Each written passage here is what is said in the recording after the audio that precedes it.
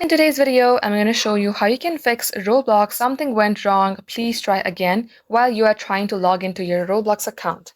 So first thing first, this happens when you have tried multiple times. So let's go ahead and start the process. First of all, let's go ahead and update our app. Head over to your Play Store at the top search bar, type in Roblox.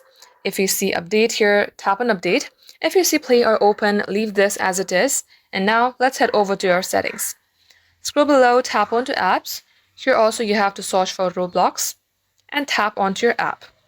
Then tap onto storage, clear the cache. If you remember your credentials, you may also go ahead, tap on clear data. Now come back onto app info page, tap on force stop.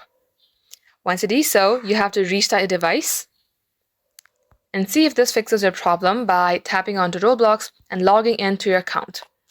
If it's still not working for you, then you have to try another way. That is launching any of your preferred web application. At the top search bar, type in Roblox login.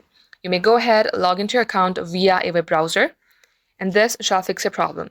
If none of these are working, then I suggest you give it some time, and after some hours, this shall definitely fix your problem automatically.